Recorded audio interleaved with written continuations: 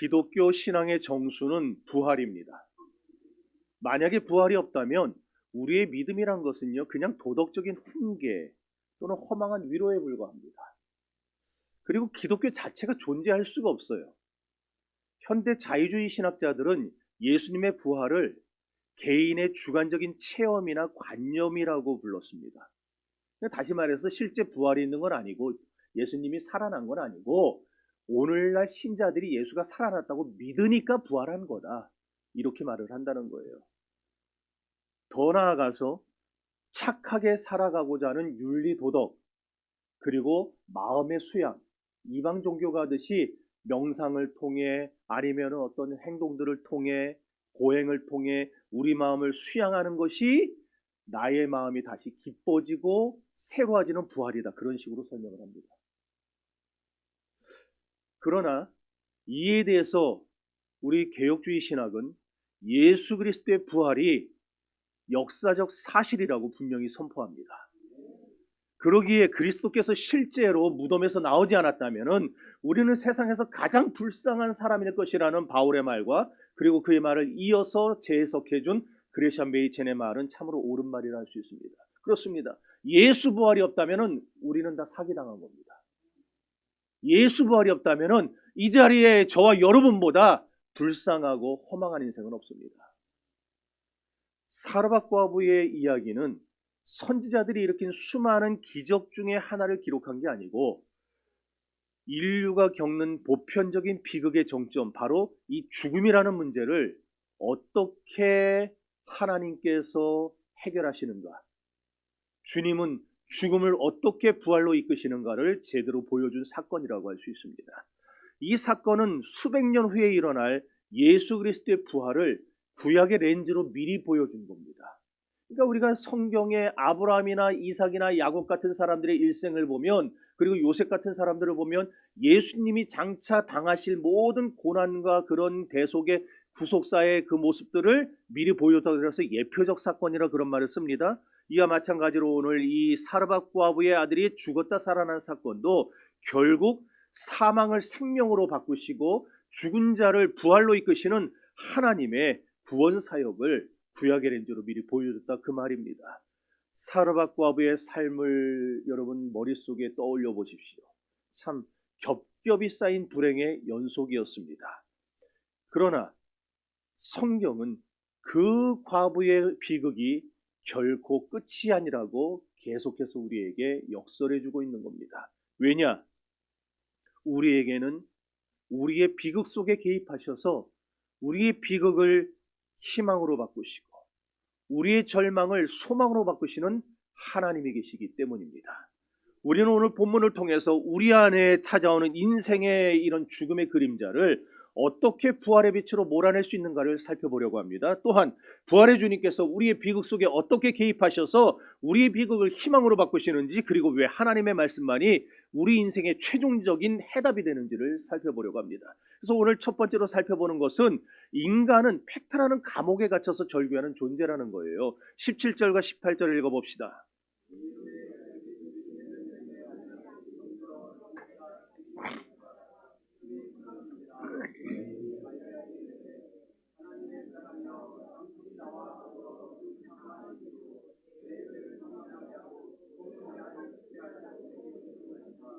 아멘. 따라합시다. 2일 후에. 2일 후에라는 말이 어떤 일 후에라는 말일까요? 가뭄으로 온 땅이 타들어갈 때 사르밧 과부가 그 아들과 뭐 하려고 그랬죠? 마지막 남은 가루 한 줌으로 떡 만들어 먹어서 그거 먹고 홀라당 죽으려고 했던 거였죠. 그런데 하나님의 종이 어디선가 나타났어요. 산거지 꼴을 하고, 그러고서 너 그거 어차피 먹고 죽으나 안 먹고 죽으나 똑같지 않냐, 그냥 그거 놔달라.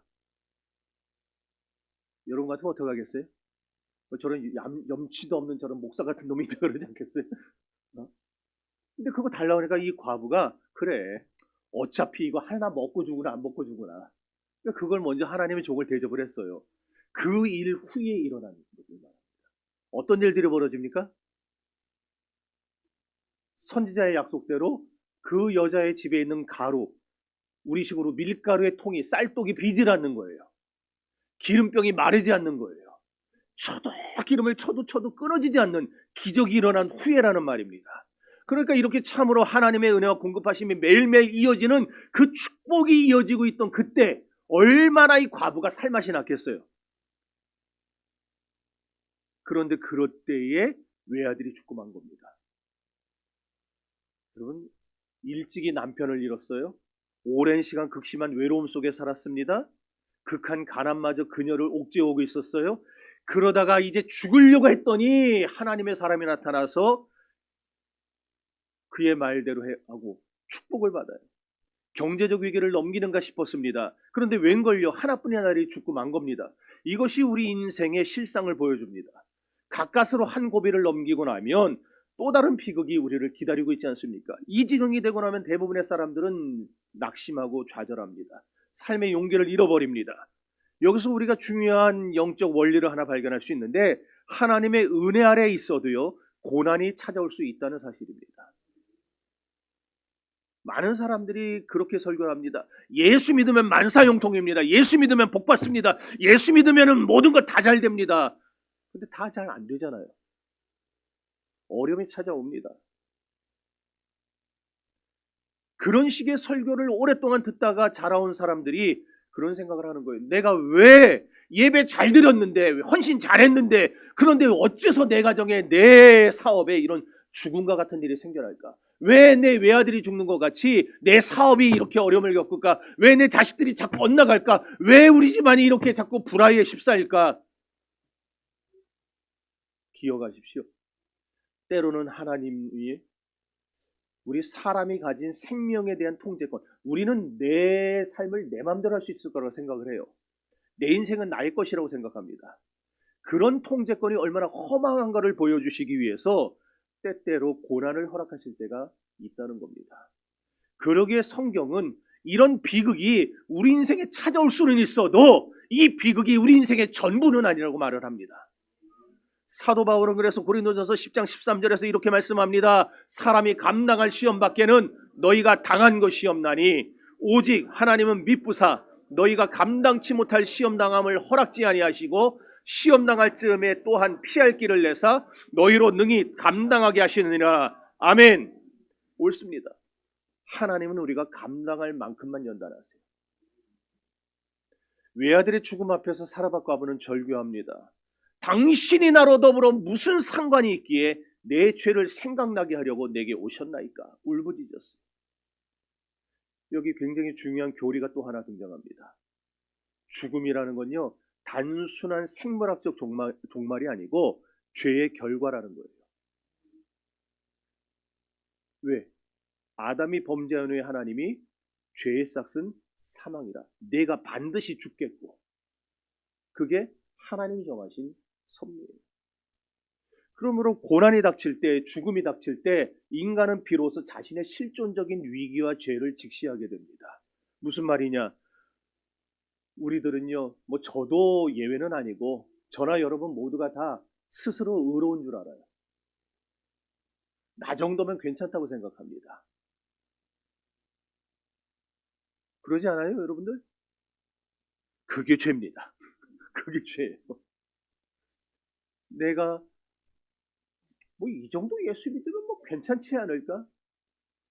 착각이에요. 그러다가 거대한 벽 앞에 서면, 고난 앞에 서고 죽음 앞에 서면 그때야 내 속에 도사리고 있던 죄의 실체를 직면하게 되는 거예요. 아, 내가 의인이 아니었구나. 내가 이렇게 추악한 죄인이었구나. 이 죄를 어찌할까? 누가 이 사망의 몸에서 나를 건져낼까? 오라, 나는 죄인이라. 나는 죄인 중에 괴수다. 하나님 나를 불쌍히 여겨줘. 자기의 죄를 보면서 자기의 실존을 자각하게 됩니다. 사라밧 과부는 아들의 죽음을 통해서 자기의 실존적인 위기를 본 겁니다. 나도 하나님 앞에서 영원히 죽을 수밖에 없는 죄인이라는 사실을 처절하게 깨달았던 거예요. 그런 점에서 때론 고난이 유익한 겁니다. 고난을 당할 때는 괴롭죠. 아픕니다. 싫습니다. 저도 저에게 고난 오는 거 싫어합니다. 그러나 고난이 있기에 내가 제정신 차리고 일로 나가려고 그러다가도 아 뜨거 하고 다시 돌아오고, 절로 나가려고 그러다가도 그래 내가 있어야 돼서 여기지. 그렇습니다. 하나님의 공의 앞에 서는 사람은 필수적으로 깨어짐을 경험할 수밖에 없어요. 부활의 능력은 바로 이런 절망의 자리에서부터 시작됩니다. 왜 그런가? 하나님, 나는 죄인입니다. 나는 아무것도 할 수 없습니다라는 깨어짐의 고백 위에서 나의 본질을 드디어 깨닫고 하나님을 붙들게 되기 때문입니다. 여러분은 그릇이 깨졌어요. 어떻게 하시겠습니까? 어떻게 하실래요? 버리죠. 예. 뭐 집에 뭐 비싼 거 없죠. 있어봐야 기껏 비싸봐야 한 20, 30? 아, 그렇게 비싼 게 없다고요? 아이고, 내 하나 드려야 되나? 집에 뭐 아주 이조백자 그다음에 고려청자 같은 거 말고는 어지간하면 깨지면 다 버리죠. 근데 일본에 가면은요, 킨츠기 예술이라는 게 있어요. 킨츠기 예술. 이게 뭐냐면은 도자기가 깨졌어요. 그릇이 깨졌어요. 근데 이 그릇이 비싸지 않아도 우리 엄마가 나 시집 올 때 해준 그릇, 의미가 있잖아요. 내 남편이 결혼할 때 우리 사랑 영원히 변치 말자고 가가지고 먹을 것 2개 딱 샀는데 거기 하나 깨진 거예요. 그런 걸 버리기가 아까워요. 그럼 그거를 가지고 가요. 그럼 거기에 깨진 틈에 금가루를 집어넣습니다. 그래가지고 그걸 가지고 우리식으로 땜빵을 하는 거예요. 저런 식으로. 근데 저렇게 땜빵하고 떼우고 난 도자기가요, 전보다 훨씬 단단해집니다. 이젠 떨어뜨려도 잘 안 깨져요. 사르밧과부의 인생은요, 깨진 도자기와도 같았어요. 남편 죽었고 아들하고 힘겹게 살아보지만 지금도 자식 하나 데리고 여자 혼자 사는 게 힘든데 지금으로부터 3000년 전에 얼마나 힘들었겠어요. 경제적으로 고통당합니다. 외롭습니다. 모든 것이 자기 마음대로 안 됩니다. 그러다가 자식까지 죽어버렸어요. 그녀가 산산조각난 도자기와 뭐가 다릅니까? 그런데 하나님이 그 깨진 틈 사이로 은혜의 금가루를 부으셨어요. 인간의 비극은 하나님의 명작이 탄생하는 순간임을 믿으시기를 바랍니다. 그러므로 여러분이 지금 자신을 보면서 내 인생이 깨진 것 같다고 느낄 때, 내 인생이 지금 다 밑바닥에 처있고 부러진 것 같다고 느낄 때, 그때야말로 여러분이 하나님을 붙들 때입니다. 왜? 하나님은 그러면 여러분의 그 깨진 틈에 하나님의 은혜의 금가루를 불어넣으셔서 여러분을 전보다 더 단단하고 전보다 더 아름답고 전보다 더 귀한 하나님의 존재로 다시 빚으실 것이기 때문입니다. 성도 여러분, 지금 여러분의 삶을 옥죄는 죽음과 같은 상황이 무엇입니까? 자식이 마음대로 되지 않는 슬픔입니까? 아니면 끝이 보이지 않는 경제적인 고통입니까? 그것도 아니면 외모에 대한 불안입니까? 의사의 진단서입니까? 부부간의 사랑이 식어버린 겁니까? 아니면 사업의 한계가 찾아온 겁니까? 물론 그것들은요, 모두 다 부인할 수 없는 팩트일 겁니다. 사실일 거란 말이에요. 여러분들이 만난 그 문제들이 진짜 큰 문제들일 거예요. 그러나 꼭 기억하십시오. 그 비극은 여러분을 파괴하기 위함이 아니고 여러분이 스스로 나는 무능력하다는 사실을 깨닫고 생명의 주관자가 되시는 하나님만을 바라보게 만들려는 도구입니다. 그러니 사르밧과부처럼 이제 이거 하나 만들어 먹고 이제 죽으리라는 그런 자포자기의 고백을 멈추십시오. 팩트의 감옥에서 빠져나오십시오. 여러분이 만난 문제 다 사실입니다. 그러나 그 감옥에 더 이상 머물러 있지 마세요. 팩트가 여러분의 인생을 결정짓도록 놔두지 마십시오. 부활의 능력은 내가 살 수 있다는 근거 없는 자신감에서 나온 게 아니라 하나님, 저는 죽었습니다. 그러니 주님이 살려주셔야 됩니다라고 하여 엎드리는 가난한 심령 속에 임하는 것입니다. 오늘 저와 여러분이 여러분의 삶이 다 망가진 것을 인정하고 우리의 삶이 산산조각 났다는 사실을 인정하고 주님 앞에 엎드릴 때 하나님은 당신의 아들을 십자가에서 살리신 그 권능으로, 그리고 과부의 아들을 살려내신 그 능력의 약속으로 오늘 여러분에게도 찾아오셔서 여러분의 무너진 삶을 회복시켜 주실 것입니다. 그러니 비극 너머에서 일하시는 하나님의 손길을 기대하십시오. 하나님이 그 절망의 팩트 뒤에서 진짜 신의 한 수를 준비하고 계시다는 사실을 믿으시기를 바랍니다. 우리가 나는 죄인입니다, 나는 끝났습니다 라고 고백할 때 하나님은 그 죽음의 팩트를 뒤집어 엎을 놀라운 준비를 하고 계시다는 사실을 믿으시기를 주의 이름으로 축원합니다. 두 번째로, 기도의 다락으로 올라갈 때 절망이 희망으로, 죽음이 생명으로 바뀌게 됩니다. 19절.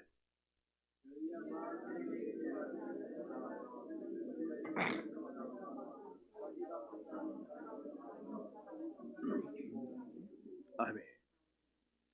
하나님은요, 저 변방 시돈 땅 사르밧이라는 동네에서 남편 하나 없이, 이름도 알려진 여자, 그러니까 그 동네를, 우리도 옛날 청주댁, 안성댁 뭐 이러잖아요. 이름 안 불러주고 그냥 그런 별 볼 일 없는 여자였어요. 그냥 아들 하나만 의지하고 살아가던 이 이방 여인의 고통까지 세세하게 세밀하게 알고 계셨다라는 거예요. 이와 같이 하나님은 오늘도요, 사회의 변방에서 신음하고 있는 여러분의 처지를 다 알고 계십니다. 하나님께서 사르밧 과부에게 개입하신 진짜 이유가 뭐겠습니까? 뭐예요? 사르밧 과부에게 하나님이 부여하신 특수한 계획과 사명이 있었다라는 거예요. 그녀에게는 장차 바알 선지자들과 이방의 우상들과 대결해야 될 하나님의 종을 공개해야 할 사명이 있었습니다.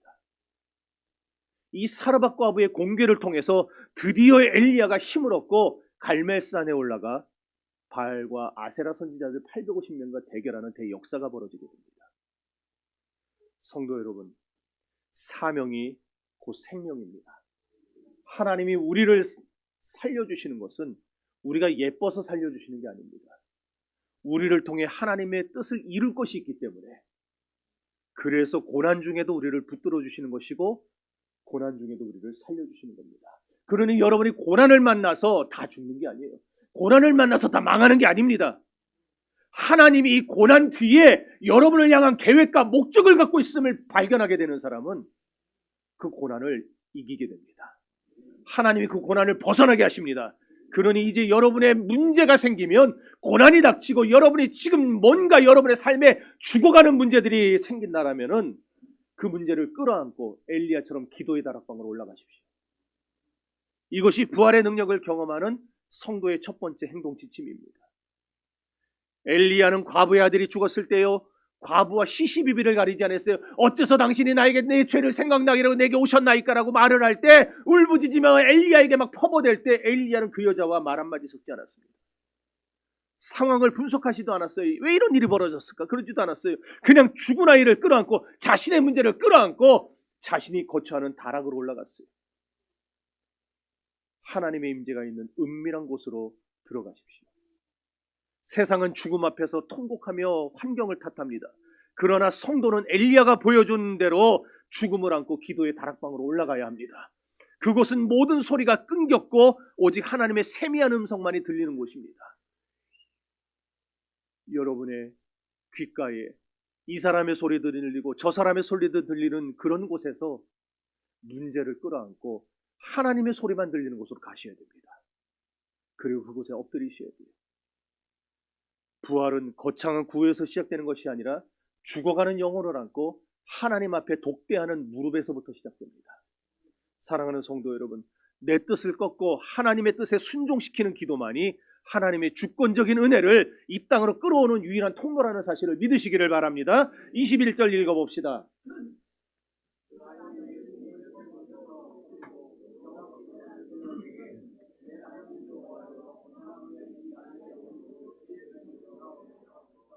아멘. 그런데 엘리야가 이 아이, 죽은 아이를 위해 중보하며 기도할 때 아이의 몸 위에 3번 자기 몸을 펴서 엎드려요. 이게 뭘 의미하는 건가? 엘리야가 자신과 아이를 동일시하는 행동이었어요. 뭡니까? 이 아이처럼 하나님, 나도 죽은 사람입니다. 나는 이 아이를 살릴 능력이 없습니다. 죽은 이 아이처럼 내게는 어떤 힘도 없고 능력도 없습니다. 그러니 오직 하나님의 능력으로 역사해 주옵소서. 그런 간절한 중보의 행위였어요. 우리는 여기서 허물과 죄로 죽은 저와 여러분을 살리기 위해 자기 몸을 십자가에 던지신 예수 그리스도의 대속적 사랑을 엿볼 수가 있습니다. 죽어 마땅한 죄인인 저와 여러분을 위해서 생명의 주권자이신 예수님께서 자신의 거룩한 몸을 우리에게 포개셨어요. 그 순간 주님의 생명이 우리에게 전이 되었습니다. 그리고 우리에게 있던 죽음이 예수님께 전가되었습니다. 그렇습니다. 대속적 죽음과 의의 전가가 이 다락방에서 예표적으로 일어나고 있었던 겁니다. 엘리야가 아이 몸에 3번 굽으려 몸을 맞댄 것을, 여러분, 그 행동이 장차 500년 뒤에 겟세마네 동산에서 있었다는 사실을 알고 계십니까? 예수께서 그날 밤에 제자들 데리고 동산으로 가사 거기서 3번 기도하십니다.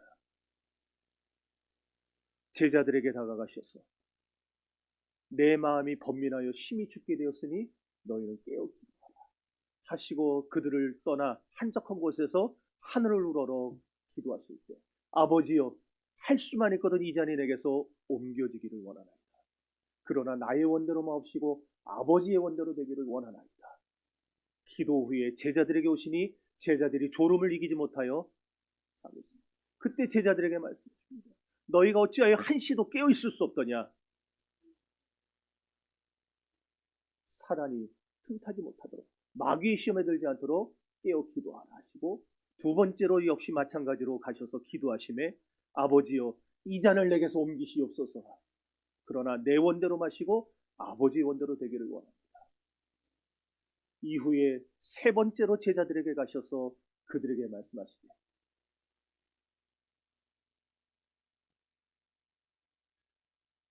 예수님은 겟세마네 동산에서 제자들에게, 그리고 당신 스스로 3번 하나님 앞에 간구하심으로 인류 구원을 향한 십자가의 걸음을 시작하셨습니다. 오늘 엘리야가 다락방에서 몸을 3번 부풀려 그 아이의 몸에 댄 것은 그냥 어떤 의식이 아니라 장차 예수께서 우리를 위해 십자가를 지기 위해 3번이나 하나님 앞에 대속의 중보 기도를 드리신 것을 상징하는 행동입니다. 그러므로 이 아이는 엘리야가 살린 게 아니에요. 엘리야의 말대로 그는 능력이 없었어요. 그는 아무것도 할 수 없었어요. 이 아이를 살린 것은 하나님의 능력입니다. 하나님의 은혜입니다. 이와 같이 오늘 여러분의 문제 저는 해결 못합니다. 여러분이 어떤 병에 걸렸을 때 저에게 찾아와 기도해달라고 합니다. 어떤 문제를 만났을 때 목사님 기도해달라고 요청합니다. 그래, 저도 기도해 줍니다. 정말 온 마음을 다해서 간절히 기도합니다. 그러나 그것이 해결될 때도 있어요. 또 해결이 안 될 때도 있습니다. 해결될 때 그것이 내가 한 것이 아니에요. 하나님이 여러분의 그 마음의 간절함을 보시고 여러분의 믿음의 진실함을 보시고 하나님이 고치신 겁니다. 그럼 아직 해결 안 된 건 뭐겠어요? 내 믿음이 아직 거기 미치지 못한 거예요. 그러나 확실한 것은 응답되지 않을 기도는 없다는 겁니다. 우리가 포기하지 않고 기도하는 한 하나님은 반드시 이루실 것입니다. 그러므로 성도 여러분, 우리가 참으로 절망적인 환경에 처하게 될 때 하나님은 구경만 하지 않는다는 걸 명심하십시오. 하나님은 가장 절박한 순간에 우리를 찾아오셔서 우리의 문제를 풀어주십니다. 1665년에 영국에 흑사병이 돌아서, 유럽에 흑사병 돌아서 완전 유럽 인구의 3분의 1이 죽은 때가 있었죠. 영국에, 그 당시에는 영국에 개신교가 들어간 때였어요. 이암이라고 하는, 뭐 애암이라고도 부르고 하는데 표준어는 이암입니다. 이암이라고 하는 그 작은 마을에, 영국에 있는 작은 마을에 전염병이 번졌어요. 흑사병이 번졌어요. 그때 마을 사람들이 결단을 합니다. 우리 동네에서 끝내자. 이 병이 다른 동네로 퍼지지 않도록 우리 마을을 스스로 봉쇄하자. 사람이 어떻게 그걸 할 수 있는 그런 결정이 아니잖아요. 그럼 믿음이 없고 자기 이웃을 향한 사랑이 없으면 할 수 없는 결정입니다. 스스로를 봉쇄했어요. 우리가 죽더라도 여기서 나가지 말자. 그리고 날마다 교회에 모여 하나님께 부르짖었습니다. 비극 속에 자신들을 내던진 거예요. 그런데 놀라운 일이 벌어집니다. 마을 사람들 대다수가 흑사병을 이기고 살아남아요. 그리고 그들 덕분에 이암 마을 그 밑으로 있는 마을들에는 흑사병이 번지지 않았습니다. 엘리야가 죽은 아이에 자신의 몸을 겹쳐엎드린 것은 바로 이런 중보적 희생의 극치였던 겁니다. 예수님이 겟세마네에서 3번이나 우리를 위해 정말 예수님의 본성은 하기 싫었어요. 예수님도 두려웠습니다. 아버지 할 수만 있거든 옮겨주옵소서. 두려운 거예요. 예수님도 십자가를 지는 게 무서운 거예요. 그럼에도 그 인간의 본성을 깨뜨리고 하나님의 말씀에 순종하는 희생적 중보의 극치를 예수님은 겟세마네에서 보여주셨습니다. 어떻게 그런 일이 벌어졌습니까? 우리의 문제를 끌어안고 우리의 영혼을 끌어안고 기도의 다락방으로 올라갔기 때문입니다. 그러니 여러분, 우리들도 문제 앞에서 낙심만 할 것이 아니고 우리의 다락방으로 들어가야 됩니다. 여러분의 다락방이 존재합니까? 존재합니다. 여러분의 집안에 조그마한 골방이라도 하나 만들어 놓으세요. 그게 없다면, 여의치 않다면은, 우리 집은 좁아서 그럴 수 없다 하면은 이 전을 여러분의 골방으로 만드십시오. 학교 가고 또 집으로 올 때, 시장 갔다 돌아올 때, 직장에 갔다 들어올 때, 사업하는 사람들은 시간 날 때 아무 때나 오시면 돼요. 하나님 앞에 여러분의 문제를 끌어안고 이 골방으로 들어와 기도하면 하나님은 이 방에서 여러분을 만나 주실 겁니다. 만나 주실 겁니다. 우리가 영혼을 안고 기도의 골방으로 들어갈 때 부활의 온기도 세상에 전달될 줄 믿습니다. 성도 여러분, 기도는 우리 마음에 위안을 얻고자 하는 명상이 아니에요. 그런 기도는 불교의 기도고 우상종교의 기도입니다. 우리는 마음의 위안을 얻으려고 하는 기도가 아닙니다. 그럼 기독교의 기도는 뭐냐? 기도는 죽은 자를 살리는 영적 전투예요. 그래서 여러분들 기도를 진짜 전투하듯이 하셔야 돼요. 여러분의 경제가 무너지고 있는데, 여러분의 부부관계가 깨어지고 있는데, 가정이 깨어지고 있는데, 자녀가 영적으로 죽어가고 있는데, 여러분의 일터와 사업장이 지금 기력을 잃어버리고 있는데, 거기서 명상하듯이 기도할 겁니다. 실제로 사도행전 27장을 보면은요, 로마로 향하던 아드라무테노호가 광풍을 만나, 유라굴로 광풍을 만나서 구원의 여망이 다 끊어지는 일이 벌어졌습니다. 그때 그렇게 구원의 여망이 다 끊어진 것 같았던 순간 어떤 일이 벌어진지 아시죠? 하나님이 깨어서 일하시는 시간이었습니다.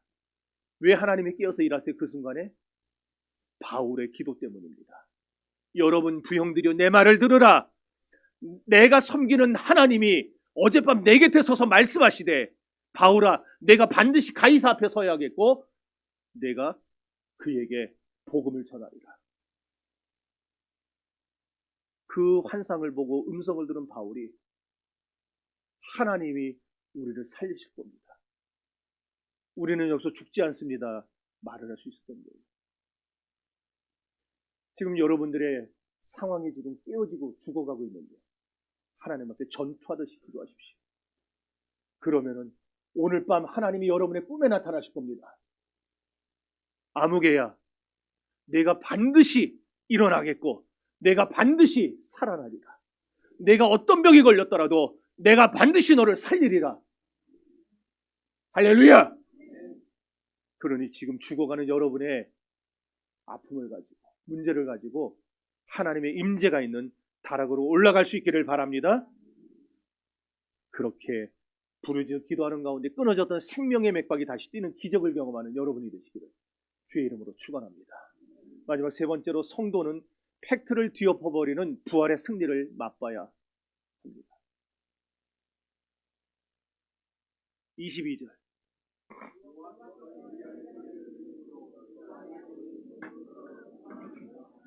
아멘. 엘리야가 부르짖는 소리를 하나님이 들으셨을 때 죽었던 아이의 영혼이 그 아이 몸으로 다시 돌아왔습니다. 살아났습니다. 오늘따라 정신을 어디다 팔고 있어요? 왜? 아이가 살아났습니다. 할렐루야! 세상은 외아들이 죽었다는 절망적인 팩트만 말합니다. 너는 안 돼. 너 아무리 해도 용서도 안 돼. 언제나 세상은 우리에게 그렇게 말을 해요. 하지만 하나님은 이 기적을 통해 뭘 보여주는 겁니까? 우리 같은 변방의 인생들도 얼마든지 하나님이 살리신다는 진리를 보여주고 있는 거예요. 그렇습니다. 하나님은 죽음이라는 팩트를 생명이라는 진리로 뒤덮어버리셨습니다. 엘리야가 아이를 데리고 내려와서 과부에게 건넬 때 뭐라고 합니까? 보라, 내 아들이 살았느니라 그랬어요. 이 말은 역사를 뒤흔든 외침이었습니다. 그런데 여러분, 이 말을 어디선가 또 들어본 것 같지 않아요? 마태복음 28장 6절에 나온 말씀입니다.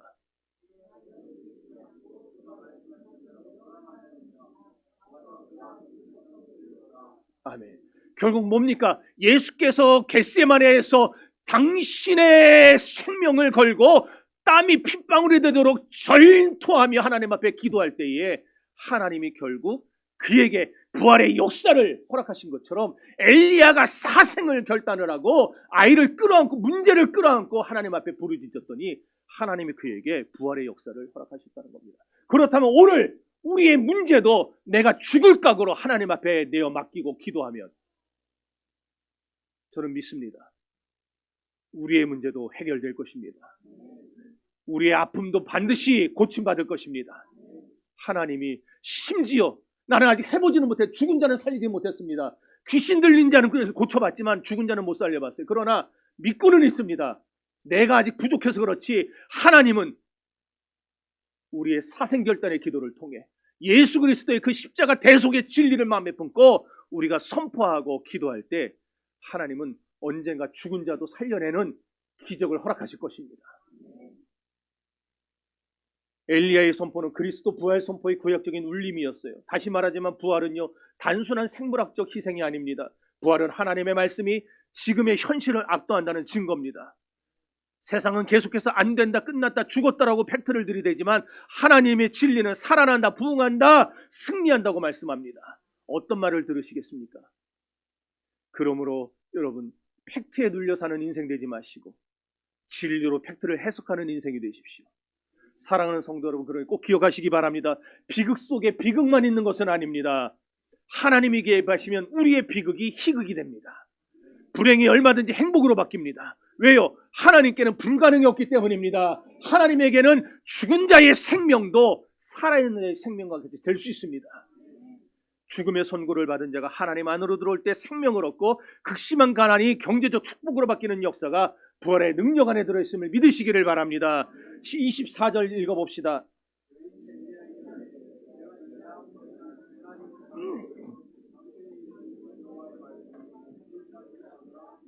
아멘. 죽었던 아들이 살아나는 것을 본 과부의 고백입니다. 내가 이제야, 이제 깨네. 내가 이제야. 이미 사르밧 과부는 기적을 경험했던 사람이 아니에요. 했었잖아요. 통에 가루가 그치지 않고 병의 기름이 마르지 않는 경험을 했잖아요. 그래서 그때 뭐라 했냐면은 엘리야더러 당신은 진짜 하나님의 사람이군요 그랬어요. 근데 지금 이 말은 또 뭐예요? 내가 이제야 당신이 하나님의 사람이고 당신의 입에 있는 여호와의 말씀이 진실한 줄 알겠습니다. 무슨 말입니까? 부활을 목격하기 전까지는 그녀의 신앙이 흔들렸다는 거예요. 우리도 똑같습니다. 여러분이 지금 여러분 스스로 잘 믿는 것 같아도요, 예수 그리스도의 부활을 인격적으로 경험하지 못하면은요, 여러분의 신앙은 언제든지 흔들립니다. 살아계신 하나님을, 살아나신 십자가에서 살아내신 주님을 내가 진짜 만나기 전에는 여러분의 신앙은 언제든지 무너집니다.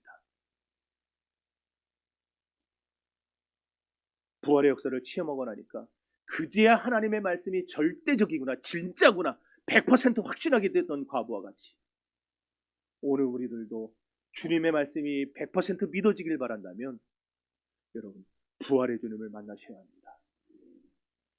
우리 개혁주의는 성경의 절대 권위를 믿습니다. 그러므로 하나님의 말씀에는 우리 인생을 행복하게 하는 풍성한 약속이 가득합니다. 부활은 성경의 모든 약속이 사실임을 증명하는 하나님의 인장만지 같아요. 도장입니다. 부활하신 주님을 만난 사람은 그래서 더 이상 세상의 소문에 흔들리지 않아요. 그러지 않습니까? 엠마오로 가는 두 제자가 예수님의 부활을 목격하기 전에는요, 그 사람들로 흔들렸어요. 당신 소문 못 들었습니까? 예수, 나사렛 예수가 십자가 못 박혀 죽었습니다. 근데 그 시체가 살아났다는데, 믿을 수가 없습니다. 어떤 사람들은 간수들이 빼돌렸다고 그러고, 어떤 사람은 도둑질에 들어갔다고 그러고, 뭘 가는지 모르겠습니다. 그러는 사람이 예수님의 말씀을 듣는 가운데에 말씀이 그들 안에 들어갈 때 그들의 심정이 뜨거워진지라 그랬어요. 그러고서 예수께서 말씀합니다. 내가 그니라. 그리고 그들에게 사명을 주십니다. 주신 사명 가지고 그들이 동네에 갔을 때에 그들이 어떻게 됩니까? 조금 전까지 모습은 다 사라졌어요. 불안해하며 두려워하며 이것인가 저것인가 갈피 못 잡던 인생이 아니라 이제는 완전한 확신이 있어서 보라, 예수가 살아나셨다. 너희가 믿던 그 예수가 사흘 만에 살아나셨느니라 전파하는 믿음의 전파자들이 되었습니다. 그러니 여러분들도 오늘 부활하신 주님을 만나십시오. 만나야 합니다. 주님을 만나야 앞이 안 보이는 가운데서도 여러분이 나아갈 길이 보여질 것이고 여러분의 인생이 흔들리지 않도록 굳건하게 메인받을 것입니다. 하나님의 은혜를 맛본 사람은 결코 신앙의 병이 들지 않습니다. 부활의 주님을 만난 사람은 말씀이 진실한 줄 알기 때문에 성경에 아무리 어떤 말씀이 나와도 부활의 주님을 만나면 이 모든 말씀이 사실이라는 것을 우리는 절대적으로 믿고 순종하게 됩니다. 고대 이집트에요, 고대 문헌에만 존재하는 헤라클레이온이라는 도시가 있었어요. 전설적인 도시입니다. 이거는 이집트 고대 왕국의 그 문서에만 존재하는 도시 이름이었어요. 어디에도 그 도시가 존재한다는 흔적이 없어요. 그래서 수천 년 동안 사람들은 그 도시가 신화 속 도시라고 생각했습니다. 그래서 몇백 년 전부터 이 도시의 흔적을 찾아다니는 고고학자들이 등장했을 때 사람들은 그 학자들과 이렇게 정신병자라고 놀렸습니다. 그런데 마침내 주후 2000년 저 사람이 프랭크 고디오라는 고고학자예요. 저 사람이 손에 들고 있는 게 뭐냐? 지중해 해저 10m 아래에 가라앉아 있던, 내가 또 앉아야 되는데, 헤라클레이온 유적을 발견합니다. 수천 년 동안 사람들이 신화라고 치부하던 내용이었어요. 그런데 그게 역사가 되던 순간이었습니다. 부활도 마찬가지입니다. 지금도 세상 사람들은 부활을 기독교인들만 맹신하는 신화라고 비웃습니다. 심지어 교인들 중에서도 부활을 믿지 않는 사람들이 있습니다. 아마 여러분들 안에도 있을지 모르겠습니다. 부활을 믿지 않는 사람. 그러나 언젠가 때가 차면 마침내 어느 날 어둠 속에 잠겨있던 저 헤라클레온이 떠올라온 것처럼 진리의 도시, 저 천국 예루살렘이 여러분 눈앞에 떠오르게 될 것이고 부활하신 주님이 세상 모든 이가 보는 가운데 영광 중에 이 땅에 다시 오실 것입니다. 그런 점에서 부활은 발견되는 역사며 증명되는 진리라고 할 수 있습니다. 여러분은 하나님의 말씀이 진실하다고 믿으십니까? 여러분의 환경이 아무리 버거워도 어두워도 하나님의 약속이 실제로 이루어질 수 있다는 그 사실을 믿으십니까? 감사합니다. 부활주의는 단순히 달력상의 절기가 아닙니다. 내 인생을 짓누르는 그 어떤 어둠의 때보다, 팩트보다 하나님의 말씀이 더 강하다고 내 영혼에 도장 찍는 날이 부활절입니다. 사르밧 과부의 고백이 오늘 여러분의 고백이 되기를 원합니다. 성도 여러분, 하나님의 말씀에는 걱정과 근심을 쫓아내는 능력이 있습니다. 여러분, 고난이라는 변장을 하고 찾아온 하나님의 축복을 알아볼 수 있기를 바랍니다. 말씀을 맺겠습니다. 사르밧 과부의 인생은 비극의 연속이었지만 하나님이 개입하시는 순간 그 비극은 희극으로 바뀌었습니다. 죽었던 아들이 살아났고 그의 가난은 풍성한 축복으로 바뀌었습니다. 우리가 감당하지 못할 시험은 없습니다. 왜 그렇습니까? 하나님은 미쁘시사 우리가 감당치 못할 시험당함을 허락지 아니하시고 우리가 시험당할 즈음에 피할 길을 내사 우리를 하여금 능히 감당케 하시기 때문입니다. 그러므로 두려워하지 마십시오. 두려워하는 순간은 곧 마귀가 역사하는 순간입니다. 하나님은 결코 우리를 그 두려움 속에 죽게 내버려 두지 않으십니다. 부활은 2000년 전 예루살렘의 빈 무덤에서 일어났던 역사적 사실이었습니다. 그리고 오늘 과부의 다락방에서 일어난 이 부활의 사건 기적도 주님이 원하시기만 하면 부활이 얼마든지 우리 삶의 현장에서도 오늘 나도 경험할 수 있는 진실이라는 것을, 현세적 사건이라는 것을 우리에게 가르쳐주는 내용입니다. 올해 우리 교회 표가 무엇입니까? 앞으로 대표 기도자들 표 매번 넣어서 기도하세요. 왕성한 부흥, 흥황하는 교회입니다. 부흥이 뭐예요? 죽어있는 심령이 말씀으로 다시 꿈틀거리는 게 부흥이에요. 절망의 한복판에서 기도의 다락방으로 올라가는 성도들이 많아지는 게 부흥입니다. 그러니 여러분, 우리 교회 단순히 숫자가 많아지는 게 부흥이 아니라 여기에 하나님의 백성들이 와서 시시때때로 엎드려서 하나님 앞에 왕왕거리면서 하나님 앞에 기도하는 것, 그런 성도들이 많아지는 게 부흥입니다. 하나님은 그런 교회의 양들을 보내주십니다. 아멘이 또 확 죽은 거는 그렇고 믿기는 하지만 그렇게 하기는 내가 힘들고, 그 얘기입니까?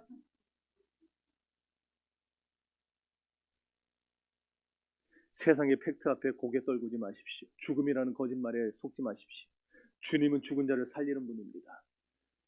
과부집의 죽음의 통곡이 부활의 찬양 소리로 바뀌었듯이 여러분의 가정도 일터도 이 부활의 생명으로 흥황케 되기를 축복합니다.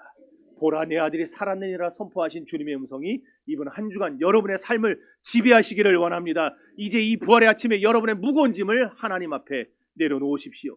여러분의 인생에 찾아오신 하나님을 찾으시고 그 말씀에 순종하십시오. 그러면 여러분의 비극이 행복으로 바뀌는 제2의 인생이 여러분을 기다릴 것입니다. 이번 한 주간 부활의 주님과 함께 세상을 이기며 승리하는 복된 성도들이 될 수 있기를 주님의 이름으로 축원합니다.